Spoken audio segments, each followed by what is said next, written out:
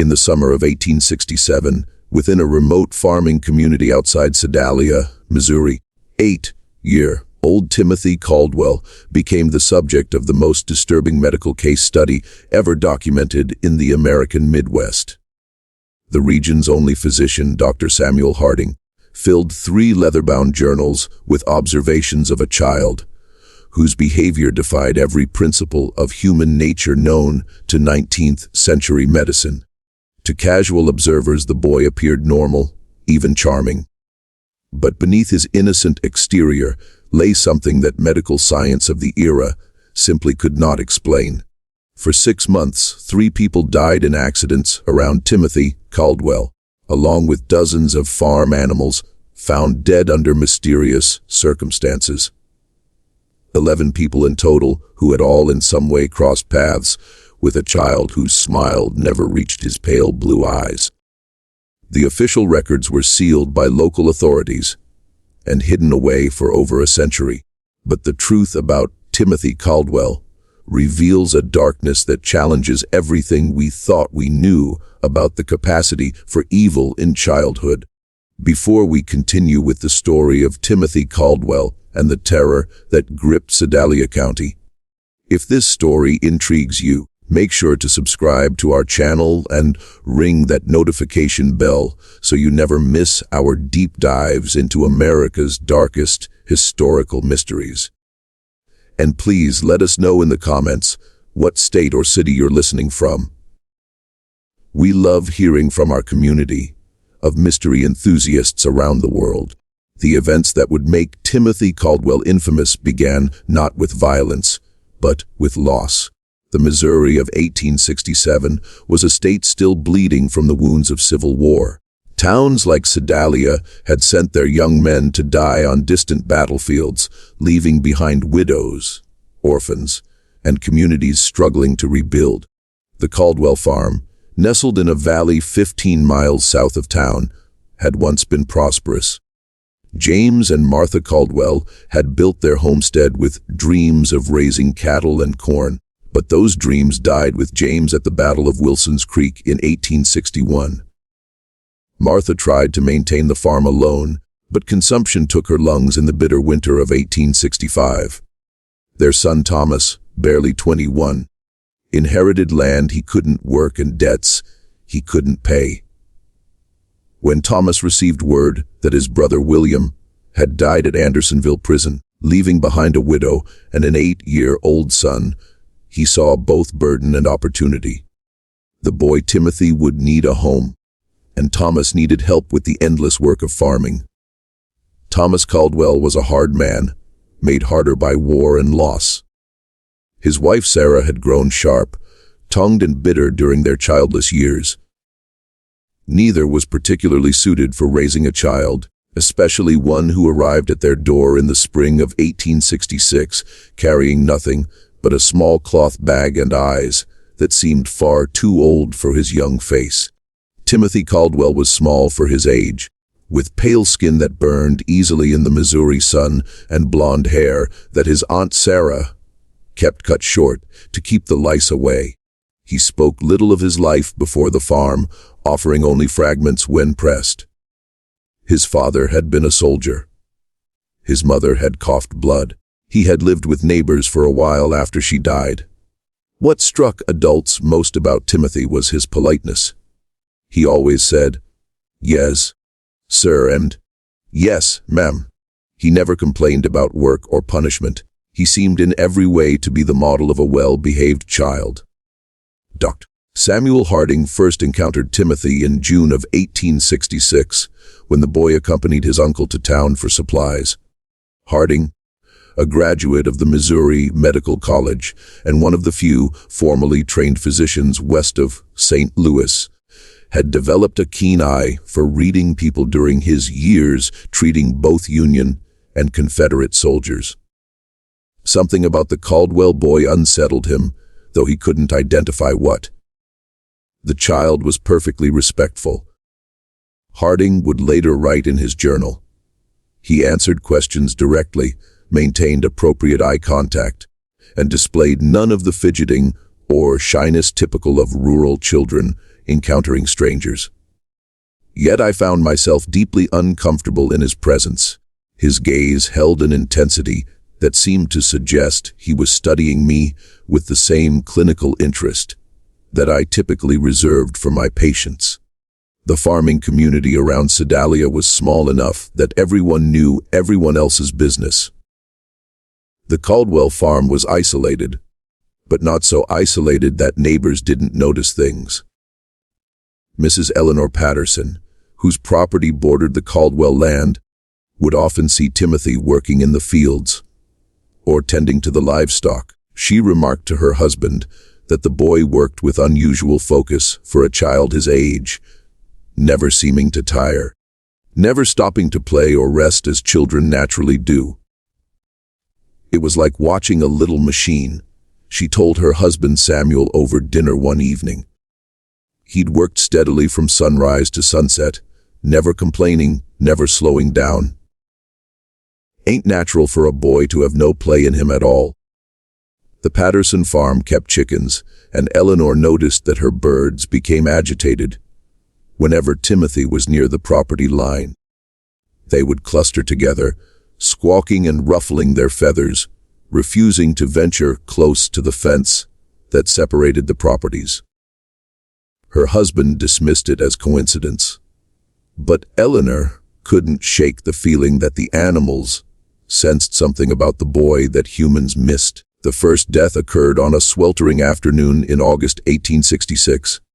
Little Mary Fletcher, age 5, was the daughter of the town blacksmith and known throughout the community for her bright laugh and tendency to wander. She had been playing near Willow Creek, a shallow stream that ran between several properties, including the Caldwell farm. Timothy found her body. He arrived at the Fletcher home just as the family was preparing for supper, his clothes damp and his face pale with what appeared to be genuine distress. "Mrs. Fletcher," he said, his voice steady despite his obvious agitation, "I found Mary by the creek. She's not breathing." The search party that rushed to the creek found Mary Fletcher face down in water barely 18 inches deep. Dr. Harding, summoned immediately, determined that the child had drowned, a tragic but not uncommon accident in rural areas where children played unsupervised near water. What troubled Harding was not the death itself, but Timothy's account of discovering the body. The boy provided an unusually detailed description of exactly where Mary had been found, the position of her body, and the condition of her clothing. When pressed about how he had come to be in that particular spot at that particular time, Timothy explained that he had been looking for a lost calf. The boy's recall was remarkably precise, Harding noted in his journal. He could describe the exact position of the deceased child's limbs, the way her dress had been caught on a submerged branch, even the color of the water around her face. Such attention to detail seemed unusual for a child who claimed to be frightened and upset by the discovery. Thomas Caldwell, when questioned, confirmed that one of their calves had indeed gone missing that morning and that he had sent Timothy to search the creek area. The calf was found 2 days later, healthy and grazing in a meadow nearly a mile from where Mary Fletcher had drowned.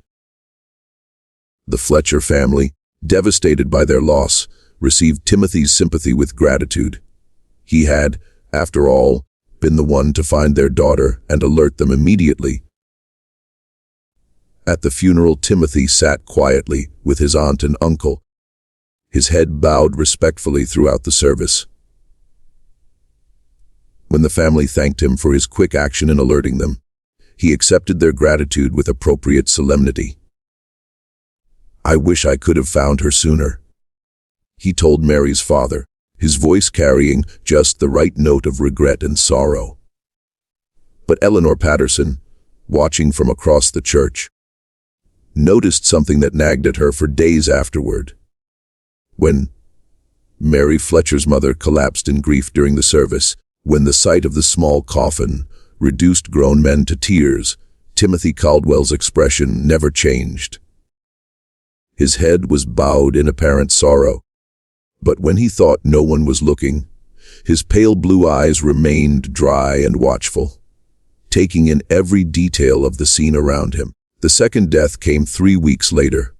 Old Henrik Larsson, a Norwegian immigrant who had worked as a logger before arthritis forced him into retirement, was found at the bottom of a rocky outcrop known locally as Devil's Bluff. The bluff overlooked the creek where Mary Fletcher had drowned, and Henrik was known to climb there regularly to check on the wild beehives he tended. Once again, Timothy Caldwell was involved in the discovery. He had been walking home from town when he spotted something unusual at the base of the bluff. "I saw Mr. Larsson's hat caught on a thorn bush," Timothy told the gathering crowd. "I called out to him but got no answer, so I climbed down to look. Henrik Larsson was dead, his neck broken from what appeared to be a fall from the top of the 40-foot bluff." Dr. Harding's examination revealed that the old man had likely died instantly upon impact. The only unusual aspect of the scene was the presence of several dead bees scattered around the body. Far more than would typically be found away from a hive. Mr. Larsson knew those bluffs better than any man in the county. Samuel Patterson told Dr. Harding after the examination. He'd been climbing up there for 3 years. Never had so much as a stumble. Don't make sense he'd fall now. Timothy, when questioned, suggested that perhaps the old man had been stung by bees and lost his footing. He was always talking about how angry they get when you disturb them. The boy said, "Maybe they swarmed him and he got confused." Dr. Harding found Timothy's explanation plausible, but something about the scene bothered him. The dead bees were all clustered in a small area directly around Henrik's body. If the old man had disturbed a hive at the top of the bluff, there should have been more evidence of bee activity along his presumed path of flight and fall. Instead, it appeared as though the bees had somehow been concentrated around the impact site. When Harding climbed to the top of the bluff to examine the beehives, he found them intact and showing no signs of recent disturbance. The worker bees were active but not agitated, going about their normal business of gathering nectar from the late summer wildflowers. The third death shattered any illusions about coincidence. In September 1866, old Jacob Mills vanished while playing in the woods near his family's cabin. His body was found 4 days later in an abandoned well nearly half a mile from where he had last been seen. Timothy Caldwell had volunteered to join the search party. For 3 days, Timothy searched alongside the adult volunteers, showing remarkable endurance for a child his age. He seemed to know the woods intimately, guiding searchers through areas that even longtime residents found difficult to navigate. When asked how he had learned the terrain so well, Timothy explained that he often explored the woods during his free time, looking for useful plants and herbs that his aunt could use for cooking and medicine. On the 4th day, Timothy appeared at the Mills cabin just after dawn. "I think I found something," he told Jacob's father, his voice heavy with exhaustion. "There's an old well about a half-mile north of here. I heard what sounded like crying. The well was partially concealed by fallen logs and overgrown brush. Jacob Mills was at the bottom, alive but barely conscious, suffering from dehydration and exposure. Dr. Harding was summoned immediately, but the boy died within hours of being pulled from the well, his small body unable to recover from the ordeal. The child had been at the bottom of that well for nearly 4 days. Harding wrote in his journal, the fact that Timothy Caldwell was able to locate him in such an obscure location raises troubling questions. How extensive is the boy's knowledge of the local terrain? What other hidden dangers might he be aware of? More troubling still was Timothy's behavior during Jacob's final hours. While the Mills family maintained a vigil around their dying son, Timothy sat quietly in the corner of the cabin, apparently praying. But Dr. Harding, positioned where he could observe the boy without being noticed, saw something that deeply disturbed him. Timothy wasn't praying. His lips were moving, but his eyes were fixed on Jacob Mills with an intensity that seemed almost scientific. He appeared to be cataloging every detail of the dying child's condition. The labored breathing, the pale skin, the way consciousness flickered in and out. When Jacob finally died, Timothy's expression showed no grief or shock. Instead, there was something that Harding could only describe as satisfaction. After the funeral, Dr. Harding made an excuse to visit the abandoned well where Jacob had been found. The sight troubled him for reasons he couldn't articulate. The well was indeed well hidden, concealed by natural debris that would have taken considerable effort to move. Yet Timothy had claimed to hear crying from this location. A claim that seemed improbable given the depth of the well and the amount of brush covering it. As Harding examined the scene more carefully, he noticed something that the initial rescue party had missed in their urgency to save Jacob Mills. Around the rim of the well, the debris had been arranged with unusual precision. Logs and branches that should have fallen randomly showed signs of deliberate placement, creating a natural-looking camouflage that would be nearly impossible to spot unless one knew exactly where to look. The implications were too disturbing to voice aloud, but Harding could not shake the suspicion that Jacob Mills had not simply fallen into the well. Someone had placed him there, and someone had carefully concealed the location until the boy was too weak to survive rescue. That evening, Harding began keeping detailed notes about Timothy Caldwell. If his suspicions were correct, the boy posed a danger to the entire community. But suspicions were not evidence, and evidence was exactly what Harding lacked. The problem was that Timothy Caldwell was by all appearances a model child. He attended church regularly with his aunt and uncle, sitting quietly through services and reciting prayers with appropriate reverence. He worked diligently on the farm, completing tasks that would challenge many adult workers. He spoke respectfully to his elders and showed proper deference to authority figures.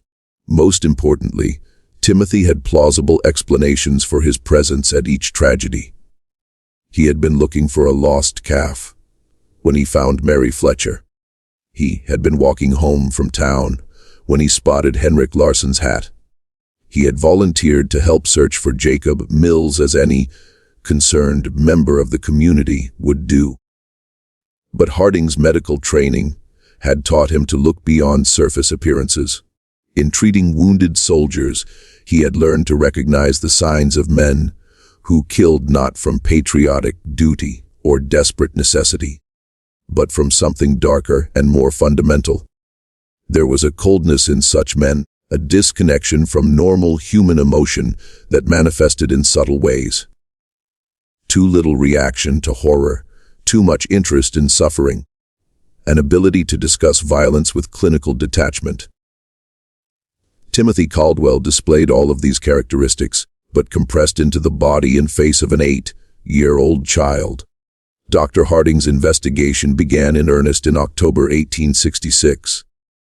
Using his position as the community's physician, he made regular visits to farms and homes throughout the area, ostensibly checking on the health of families still recovering from the hardships of war. In reality, he was gathering information about Timothy Caldwell.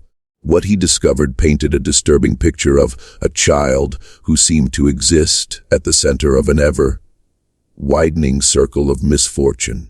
Livestock on neighboring farms had been dying at unusual rates, not from disease, but from what appeared to be accidental injuries.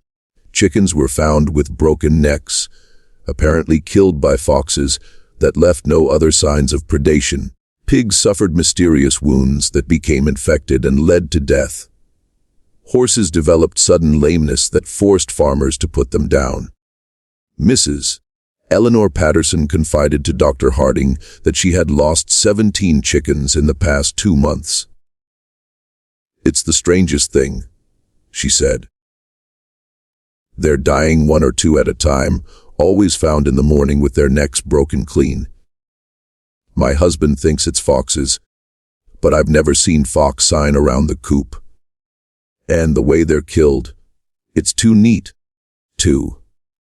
When Harding examined the most recent casualties, he found evidence that supported Eleanor's suspicions. The chickens had been killed with precise force, applied to specific points on their necks. A technique that required considerable knowledge of anatomy. It was not the random violence typical of predator attacks, but something much more deliberate and controlled. Similar patterns emerged on other farms. James Wickham had lost 3 calves to what he described as freak accidents. Animals that had somehow managed to strangle themselves on ropes or wedge their heads in fence rails in ways that defied logical explanation. Robert Dunham's prize bull had fallen into a ditch and broken its leg despite being one of the most sure-footed animals in the county. In every case, the affected farms were within walking distance of the Caldwell property, and in several instances neighbors reported seeing Timothy in the vicinity around the time of the incident. "I saw him walking along our fence line the morning before we found the calf," James Wickham told Dr. Harding.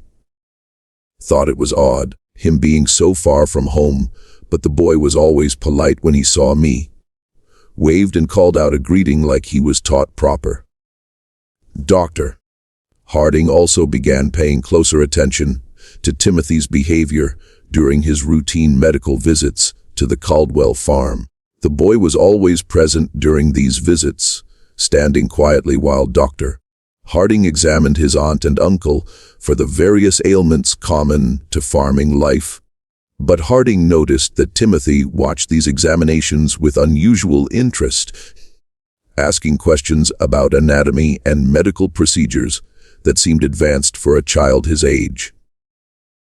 "How do you know if someone's really dead?" Timothy asked during one visit, his tone casual as if discussing the weather. "Sometimes people just look like they're sleeping." When pressed to explain his curiosity, Timothy said he was concerned about being able to help if someone was hurt while he was alone on the farm. "Uncle Thomas says, I need to know how to handle emergencies since we're so far from town," he explained. The explanation was reasonable. But something about the question disturbed Dr. Harding. There was a clinical quality to Timothy's interest in death and injury that went beyond normal childhood curiosity. The boy asked about the mechanics of dying, how long it took, what signs to look for, whether people could survive various types of trauma, with the same detached interest that a medical student might show when studying cadavers. During these conversations, Harding began testing Timothy's knowledge with deliberately false information, claiming that certain injuries were fatal when they were not, or that specific symptoms indicated particular conditions. Timothy never challenged these false statements directly, but Harding noticed that the boy filed away every piece of information with remarkable retention. More disturbing still was Timothy's response to Dr. Harding's stories about treating wounded soldiers during the war. While most children showed appropriate shock or sadness when hearing about battlefield injuries, Timothy listened with rapt attention, asking detailed questions about wound patterns, blood loss, and survival rates. "Did they scream a lot when you cut off their arms?" Timothy asked during one such conversation, his pale blue eyes fixed intently on Dr. Harding's face, or were they too hurt to make noise? The question, delivered in Timothy's characteristically polite tone, sent a chill through Dr. Harding that he would never forget. By November 1866, Dr. Harding had filled nearly 2 complete journals with observations about Timothy Caldwell. The picture that emerged was that of a child who possessed an adult's understanding of violence and death, combined with a complete absence of normal human empathy. But documentation was not the same as evidence, and evidence was what Harding would need if he hoped to protect the community from what he increasingly believed was a dangerous predator. The opportunity to gather that evidence came when Thomas Caldwell injured his back during the fall harvest. The injury required bed rest and daily medical visits, giving Dr. Harding unprecedented access to the Caldwell household. During these visits, he began engaging Timothy in longer conversations, carefully probing to understand the extent of the boy's knowledge and the nature of his thoughts. What he discovered exceeded his worst fears. Timothy Caldwell had been conducting experiments on living creatures for months, possibly years. Using a combination of careful questioning and direct observation, Dr. Harding determined that the boy had been systematically capturing and torturing small animals, studying their responses to various forms of injury and distress. Timothy had mentioned the cave during one of their conversations, describing it as a place where he went to think and be alone. When Dr. Harding investigated the site, he found a carefully organized collection of animal bones, crude surgical instruments, fashioned from farm tools, and a series of detailed drawings that documented various experiments in torture and mutilation. The drawings were the most disturbing discovery, rendered with surprising artistic skill for a child. They showed rabbits, squirrels, birds, and larger animals in various stages of dissection and injury. Each drawing was accompanied by notes written in Timothy's careful hand, writing describing the animals' reactions, the time it took to die, and observations about which methods caused the most suffering. Subject remained conscious for approximately 10 minutes after removal of eyes. Read one notation beside a detailed drawing of a rabbit. Vocalizations decreased gradually. Movement ceased after application of pressure to throat. Dr. Harding realized that Timothy had been using the community's animals as subjects for increasingly sophisticated experiments in cruelty. The accidental deaths on neighboring farms were actually the result of Timothy's desire to test his methods on larger subjects. But the most chilling discovery was a newer set of drawings that showed human figures instead of animals. These sketches depicted children and adults in various poses of distress and injury, each accompanied by speculative notes about human anatomy and potential methods of causing harm. One drawing showed a figure that was unmistakably Mary Fletcher, the first child to die. Another depicted Henrik Larsson. A third showed Jacob Mills at the bottom of a well with detailed annotations about the effects of dehydration and exposure on the human body. Timothy Caldwell had not simply been present when these people died. He had planned their deaths, executed those plans with methodical precision, and documented the results for future study. As Dr. Harding would soon discover, the horror in Sedalia County was far from over. If this story is giving you chills, share this video with a friend who loves dark mysteries. Hit that like button to support our content, and don't forget to subscribe to never miss stories like this. Let's discover together what happens next. Dr. Harding faced an impossible situation. The evidence in the cave proved that Timothy Caldwell was responsible for multiple deaths, but that evidence had been obtained through what amounted to an illegal search. Moreover, the idea that an 8-year-old child could be a calculating murderer was so far outside the accepted understanding of human nature that no court would accept such a claim. The medical science of 1867 had no framework for understanding antisocial personality disorder or psychopathy. The prevailing belief was that children were inherently innocent, corrupted only by bad influences or traumatic experiences. The idea that a child could be born without the capacity for empathy or moral reasoning was literally inconceivable to most people. Dr. Harding knew that if he presented his findings to local authorities, he would likely be dismissed as a man whose mind had been damaged by too many years of treating war casualties. The evidence would be explained away. Timothy would be defended as a traumatized orphan acting out his grief, and the killings would continue. Instead, Dr. Harding decided to confront Timothy directly. During his next visit to the Caldwell farm, he asked the boy to walk with him to check on the livestock in the far pasture. Once they were alone, Dr. Harding revealed what he had discovered in the cave. Timothy's reaction was not what Dr. Harding had expected. The boy showed no surprise, no denial, no fear at being caught. Instead, he listened calmly as Dr. Harding described the drawings and notes, occasionally nodding as if confirming the accuracy of the doctor's observations. "You're not going to tell anyone," Timothy said, when Dr. Harding finished speaking. It was not a question or a plea, but a statement of fact delivered with absolute confidence. "Why wouldn't I?" Dr. Harding asked, genuinely curious about the boy's reasoning. Timothy smiled, the first genuine expression of emotion that Dr. Harding had ever seen on his face. "Because no one would believe you," he said, "and because you're curious about what I'll do next." The boy was right on both counts. Dr. Harding knew that his claims would sound like the ravings of a man losing his sanity. But Timothy had also identified something that the doctor was reluctant to admit even to himself: a scientific fascination with observing the development of what might be the most dangerous human being he had ever encountered.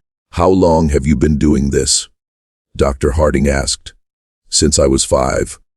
Timothy replied matter-of-factly. "Maybe earlier. I started with insects, then mice, then bigger things. It's interesting to see how different animals react to the same treatments, and the people who died. They were experiments too. I wanted to see if people would react the same way as animals. They do mostly, but they're better at understanding what's happening to them. That makes it more interesting." Dr. Harding felt a chill that had nothing to do with the November air. "What are you planning to do next?" Timothy considered the question seriously before answering. "I need to find out what happens when you hurt someone who trusts you completely. Someone who wouldn't suspect anything until it was too late." The implication was clear. Timothy was planning to kill his aunt and uncle. Dr. Harding knew he had perhaps days, possibly only hours, before Timothy acted on his plans. The boy had revealed his intentions with the casual confidence of someone who believed himself untouchable, and past experience suggested that Timothy did not delay once he had decided on a course of action. That evening, Dr. Harding visited Sheriff William Crawford in Sedalia. Crawford was a practical man who had served with distinction in the Union Army and had little patience for theories or speculation. But he also trusted Dr. Harding's judgment and was willing to listen to evidence regardless of how unusual the circumstances might be. Dr. Harding presented his case carefully, focusing on verifiable facts rather than psychological theories.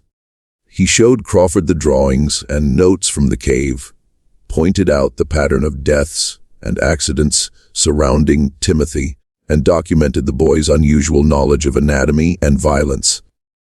Most importantly, Dr. Harding revealed Timothy's stated intention to kill his aunt and uncle. This was information that could not be ignored, regardless of the source. "Even if half of what you're telling me is true," Sheriff Crawford said, after reviewing the evidence and examining each disturbing drawing with growing alarm.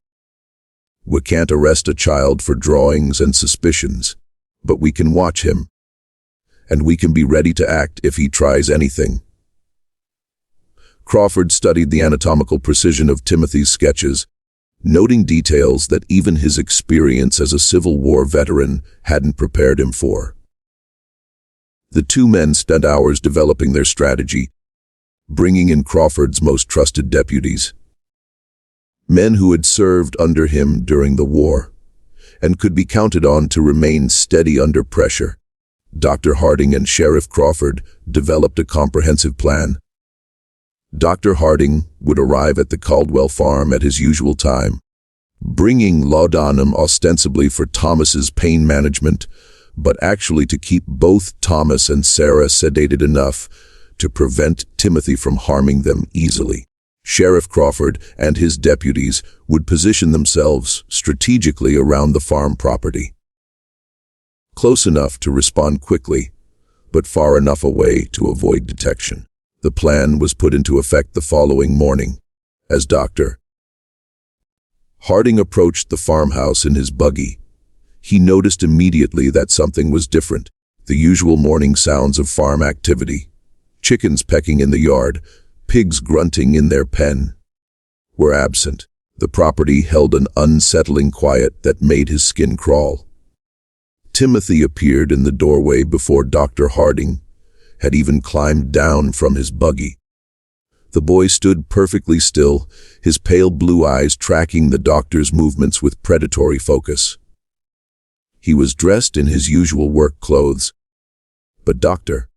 Harding noticed that Timothy's sleeves were rolled up past his elbows and his hands appeared to have been scrubbed recently. The kind of thorough cleaning that suggested preparation for messy work. "Good morning, Dr. Harding," Timothy said, his voice carrying its characteristic politeness. But something underneath had changed. There was an anticipation there, an excitement that the boy was struggling to contain. "I've been waiting for you." The words sent a chill through Dr. Harding. Timothy's use of waiting suggested that he had been expecting this visit, had perhaps even been counting on it as part of whatever plan he had set in motion. Inside the house, Dr. Harding found Thomas and Sarah Caldwell in their bedroom, both apparently sleeping peacefully. But as he approached Thomas's bed to check his condition, he noticed that the man's breathing was unusually shallow and his skin had taken on a grayish pallor that suggested more than natural sleep. "What did you give them?" Dr. Harding asked quietly, not turning to look at Timothy, but knowing the boy was watching every move he made. "Just some herbs I found in the woods," Timothy replied, his tone innocent but his choice of words deliberate. "There are so many interesting plants growing wild around here. Some of them have very useful properties." Dr. Harding checked Thomas's pulse and found it weak but steady. Sarah showed similar symptoms. She was deeply unconscious but still alive. Whatever Timothy had used, he had been careful about the dosage. The boy wanted his victims helpless but alive, at least for now. "They're not going to wake up for several hours," Timothy continued conversationally.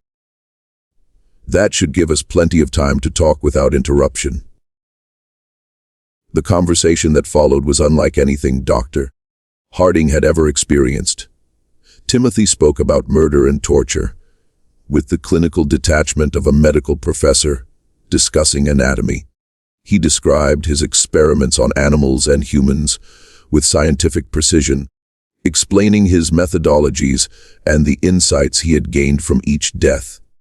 "Mary Fletcher taught me that drowning is actually quite slow," Timothy said, settling into a chair, as if beginning a pleasant afternoon chat. "Everyone thinks people just slip under the water and disappear. But that's not how it works at all. There's struggling and panic, and this interesting pattern of breathing attempts before the person finally gives up. I had to hold her down for almost 3 minutes before she stopped fighting. Dr. Harding felt his blood turn to ice. You held her under the water. Timothy nodded eagerly. She was playing by the creek, and I told her I'd found a pretty stone on the bottom. When she bent over to look, I just pushed her head down and held it there. She was so small that it didn't take much strength, but she fought harder than I expected. That's when I realized that people have much stronger survival instincts than animals. And Henrik Larsson. That was more complicated, Timothy admitted. I couldn't overpower him physically, so I had to be more creative. I knew he checked his beehives every Thursday morning, so I went up to the bluff the night before and loosened some of the stones along the edge. Then I collected bees from one of his hives and put them in a cloth bag. Timothy's eyes gleamed as he described his methodology. When Mr. Larsson climbed up to check the hives, I was waiting behind some rocks. I threw the bag of bees at his face and started shouting that there was a massive swarm attacking him. He panicked and stumbled backward right over the edge, where I'd weakened the stone barrier. The fall killed him instantly, just like I calculated it would. And Jacob Mills. Jacob was the most interesting of all, Timothy said, his voice taking on the tone of a teacher sharing a particularly fascinating lesson. I didn't kill him quickly like the others. I wanted to see what would happen if someone died slowly over several days, so I convinced him to follow me into the woods by telling him I'd found a family of baby raccoons. Timothy paused, seeming to savor the memory. Jacob was so concerned about the imaginary baby animals that he didn't think twice about the danger. I helped him climb down into the well. Then I moved the logs and brush to cover the opening. I visited him every day for 4 days, bringing him just enough water to keep him alive, but not enough to let him recover his strength. Harding realized that Timothy was no longer speaking hypothetically about future experiments. The boy had specific plans, and those plans clearly included the people currently in the house. What are you planning to do with your aunt and uncle? Dr. Harding asked directly. Timothy's genuine smile returned, broader than Dr. Harding had ever seen it. That's where you come in, Dr. Harding. See? All of my previous experiments have been with people who didn't know what was happening to them until it was too late. But you're different. You understand exactly what I am and what I'm capable of. That makes you the perfect subject for a completely new type of study. As Timothy spoke, he began moving around the room, gathering items that Dr. Harding recognized as potential weapons. Rope from the barn, a heavy candlestick from the mantelpiece, several sharp kitchen implements. The boy organized his tools with methodical precision, as if preparing for surgery. I want to find out what happens when someone who knows they're going to die tries to save people they care about. Timothy continued, his excitement growing. Will you sacrifice yourself to save Uncle Thomas and Aunt Sarah? Will you try to fight me, even though you know I've planned for that possibility? Will you try to run away and abandon them to save yourself? Dr. Harding knew that the time for conversation had passed.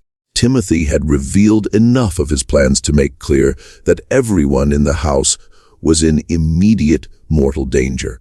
He drew the pistol from his medical bag and pointed it at the boy.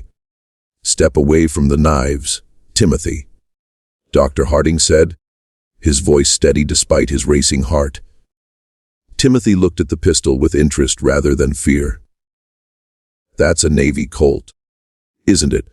He asked conversationally. I've seen pictures of them in books about the war. How many bullets does it hold? 6. Dr. Harding replied automatically, then immediately regretted providing the information. And how many people are you trying to protect? Timothy asked. "There's Uncle Thomas, Aunt Sarah, yourself, and presumably the 3 law enforcement officers outside. That's 6 people, if my counting is correct. So even if you shoot me, you'll have used up all your ammunition." Timothy moved closer, no longer bothering to stay out of pistol range. "You want to know how I became what I am?" he said, his voice taking on an almost hypnotic quality. You want to understand whether I was born this way, or whether something made me this way. You want to know if there are others like me, and how to recognize them before they start killing." Each statement was true, and Timothy's ability to identify and exploit Dr. Harding's intellectual curiosity was as frightening as his capacity for violence. The boy understood people well enough to predict their behavior and manipulate their responses. Even when they knew they were being manipulated, the confrontation came as Timothy approached his sleeping uncle with a length of rope in his hands. Dr. Harding stepped forward to intervene, but Timothy moved with surprising speed and strength, producing the kitchen knife and slashing at the doctor's arm. The struggle that followed was brief but violent. Timothy fought with the desperate ferocity of a cornered animal, using the knife with skill that spoke of considerable practice. The boy was smaller and weaker than Dr. Harding, but he was also faster and more agile, and he fought with the calculated precision of someone who had studied anatomy extensively. Dr. Harding managed to grab Timothy's wrist and twist until the boy dropped the knife. But Timothy immediately produced another blade from his clothing. It became clear that the boy had prepared multiple weapons and positioned them strategically throughout the house. The sound of their fight brought Sheriff Crawford and his deputies running from their concealed positions. They burst through the back door to find Dr.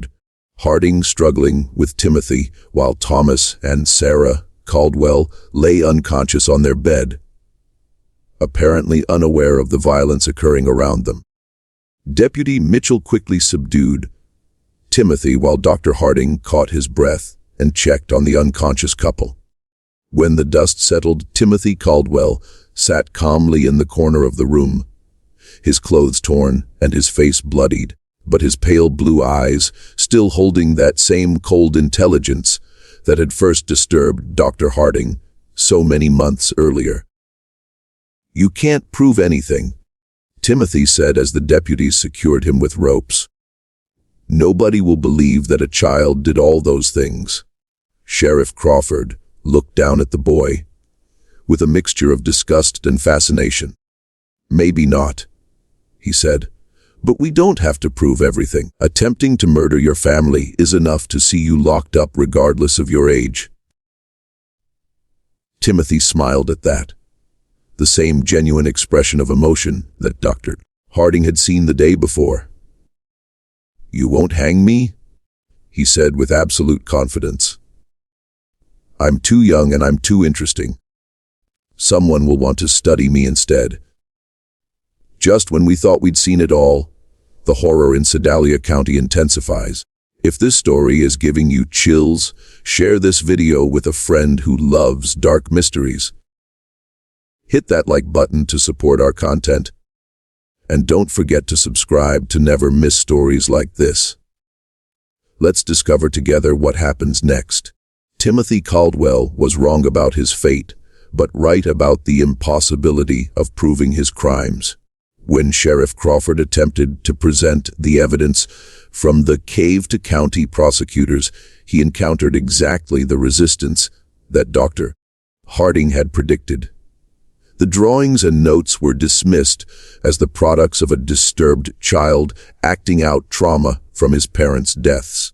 The pattern of accidents and deaths was attributed to coincidence, compounded by Timothy's unfortunate habit of being helpful during emergencies.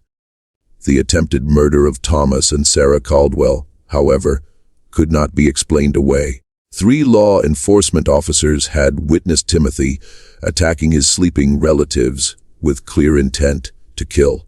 Even the most sympathetic observers could not argue that an 8-year-old boy would attack family members with a knife unless something fundamental was wrong with his character. The legal system of 1867 had no framework for dealing with violent children. Timothy was too young for adult prosecution, but too dangerous for simple placement in an orphanage or reformatory.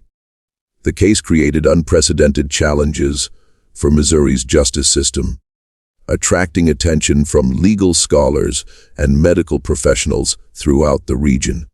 After weeks of legal wrangling and consultation with experts from as far away as Boston and Philadelphia, a compromise was reached.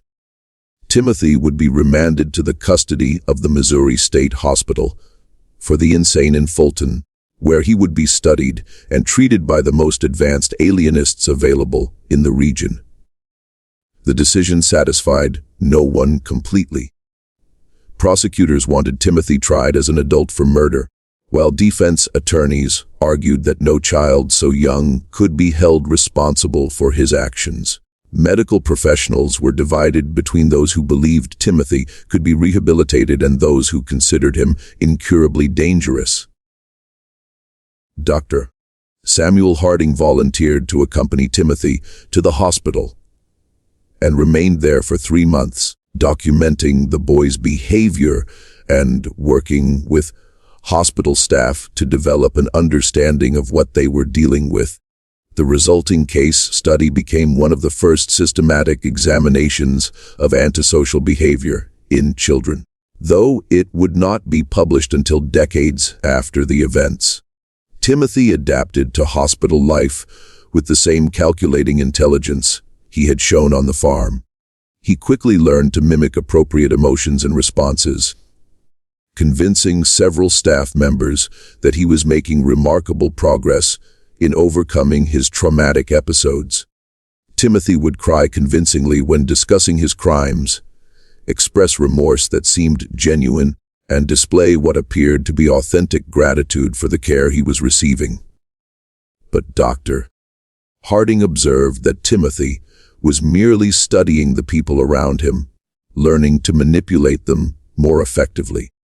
The boy had created what amounted to a comprehensive catalog of human emotional responses, and he could reproduce these signals with remarkable accuracy despite feeling none of the underlying emotions himself. The subject displays remarkable cognitive abilities, coupled with complete absence of genuine emotional response. Dr. Harding wrote in his detailed reports, "He has learned to simulate normal human reactions with sufficient skill to deceive casual observers, but extended observation reveals the performance to be entirely artificial. Timothy understands happiness as the face people make when they want something good to continue, and sadness as the face people make when they want others to help them. But he has never actually experienced either emotion himself." Dr. Harding's evaluation also revealed the extent of Timothy's violent fantasies and future plans. When the boy believed he had gained Dr. Harding's trust by pretending to be fascinated by the scientific approach to studying human behavior, Timothy began sharing ideas for future experiments that made his past crimes seem almost restrained by comparison. He has developed elaborate scenarios for testing human responses to various forms of psychological and physical torture. Dr. Harding reported confidentially, "His plans demonstrate remarkable creativity and attention to detail, as well as a sophisticated understanding of human psychology. If he were allowed to mature and gain additional resources, he would likely become one of the most dangerous individuals in American history." The hospital records show that Timothy remained at the facility for 18 months. During that time, several unexplained incidents occurred that bore the hallmarks of Timothy's methods. Other patients were found dead in circumstances that suggested accident or natural causes, but which showed patterns of deliberate planning when examined carefully. 3 elderly patients died from apparent heart failure after interacting with Timothy, though all had been in relatively good health previously. 2 younger patients suffered what appeared to be accidental falls that resulted in serious injuries. But both incidents occurred in areas where Timothy had been seen earlier in the day. Most disturbing were the reports of patients who claimed Timothy had been visiting them at night, standing silently beside their beds and watching them sleep. Hospital staff who worked closely with Timothy also began experiencing unusual problems. Several nurses reported persistent nightmares after spending time with the boy, dreams that often featured detailed scenarios of violence and death. 2 attendants requested transfers to other wards, claiming that they felt constantly watched even when Timothy was supposedly confined to his room. Dr.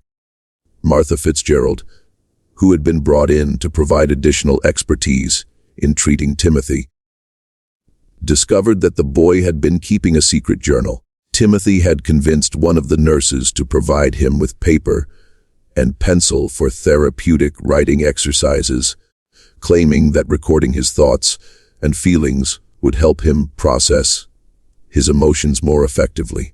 The journal appeared to contain exactly what Timothy had claimed: daily entries describing his thoughts, his regrets about past actions, and his hopes for future rehabilitation.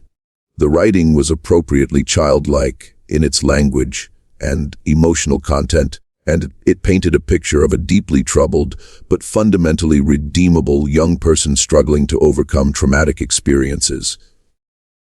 But Dr. Fitzgerald's training in European psychiatric techniques included familiarity with coded communication systems. When she applied analytical methods to Timothy's journal, she discovered that innocent entries contained a sophisticated cipher system. The decoded messages revealed Timothy's true thoughts and plans in disturbing detail. Rather than experiencing remorse or rehabilitation, he was conducting a systematic study of the hospital, its staff, and its security procedures. His goal was not merely to escape, but to use his time in confinement to develop more advanced techniques for manipulation and murder.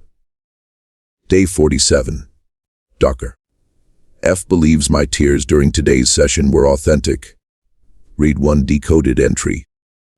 Her response pattern indicates increased sympathy and reduced suspicion. Estimate 3 more weeks of consistent performance will be required to establish sufficient trust for physical contact during sessions.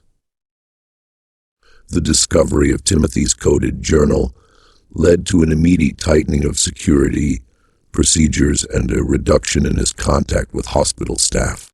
But Timothy adapted to these changes with characteristic flexibility, shifting his focus from manipulation to information gathering about hospital routines and potential escape routes.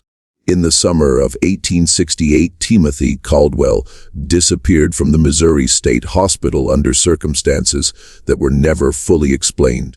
The official investigation concluded that he had somehow managed to escape during a transfer between buildings despite being under constant supervision by multiple guards. Dr. Harding suspected that Timothy's escape had been far more sophisticated than the official report suggested.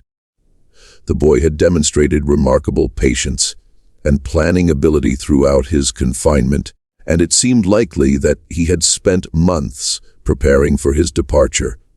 Evidence discovered after Timothy's disappearance suggested that he had been manipulating the facility staff far more successfully than anyone had realized. Several guards reported having made small policy exceptions for Timothy in the weeks before his escape, allowing him slightly longer exercise periods, providing him with additional reading materials, making minor adjustments to his daily routine that individually seemed harmless, but collectively may have created opportunities for escape. He spent 1.5 years studying that facility and its personnel. Dr. Harding wrote in his final report on the case, By the time he made his move, he understood the psychology of every person who worked there better than they understood themselves. His escape wasn't an act of desperation. It was the culmination of a carefully executed plan. In the months and years following Timothy's disappearance, Dr. Harding began collecting reports of suspicious deaths and accidents throughout the Midwest.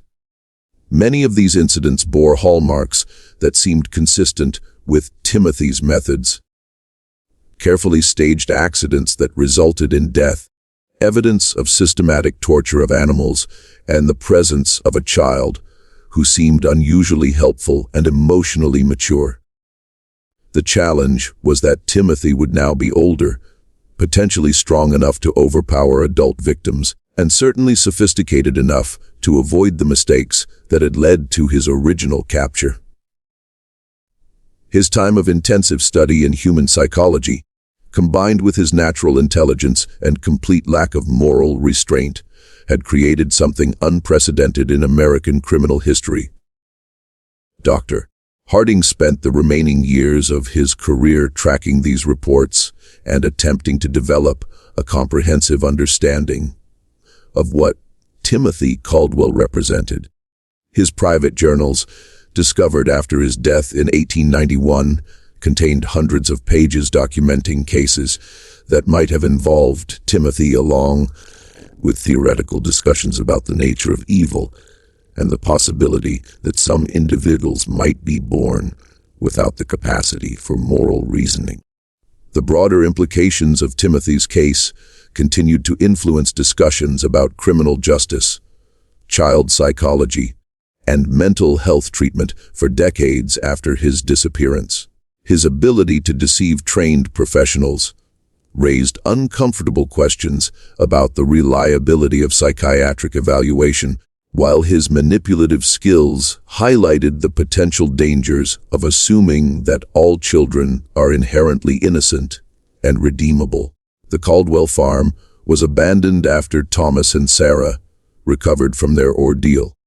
Neither could bear to remain in the place where they had unknowingly harbored a killer for nearly 2 years. The property eventually reverted to the county and was sold to developers in the 1890s. But local residents avoided the area for decades afterward. The cave, where Timothy had conducted his experiments, was sealed by Sheriff Crawford shortly after the boy's arrest. But the location was never forgotten by those who knew of its significance. Local legend claimed that the cave was cursed and that animals would not graze in the surrounding area. Dr. Harding's journals were donated to the Missouri Historical Society in 1923 by his daughter, who felt that the scientific value of her father's observations outweighed concerns about the disturbing nature of the content. The journals remain in the Society's archives, available to researchers who can demonstrate legitimate academic interest in the development of psychological understanding. Thomas and Sarah Caldwell never spoke publicly about their experience with Timothy, but both lived under assumed names for the remainder of their lives, apparently fearing that the boy might someday return to finish what he had started. Sarah died in 1889 and Thomas followed in 1894. Neither ever had children of their own. In his final journal entry, written just days before his death in 1891, Dr. Harding reflected on the broader implications of Timothy's case. "I have spent 24 years trying to understand what Timothy Caldwell represented, and I fear I have reached a disturbing conclusion. Timothy was not an aberration. He was a glimpse into what human beings might become when stripped of the moral and emotional constraints that we consider fundamental to our nature. If he survived to adulthood, then somewhere in America there walks a man who understands human psychology better than any trained professional, who can manipulate people with supernatural skill, and who views the rest of humanity as nothing more than subjects for experimentation. This mystery shows us that evil can wear the face of innocence, and that our assumptions about childhood and human nature may be dangerously naive. The case of Timothy Caldwell forces us to confront uncomfortable questions about the nature of moral development and the possibility that some individuals may be born without the capacity for empathy or conscience that we consider fundamental to humanity. What do you think of this story? Do you believe everything was revealed, or might there be more to Timothy Caldwell's fate than the official records suggest? Leave your comment below and let us know your thoughts about this disturbing chapter in American history. If you enjoyed this tale and want more horror stories like this, subscribe, hit the notification bell, and share with someone who loves mysteries as dark and complex as this one. Remember, the truth is often more terrifying than fiction, and history holds secrets that continue to challenge our understanding of human nature. See you in the next video.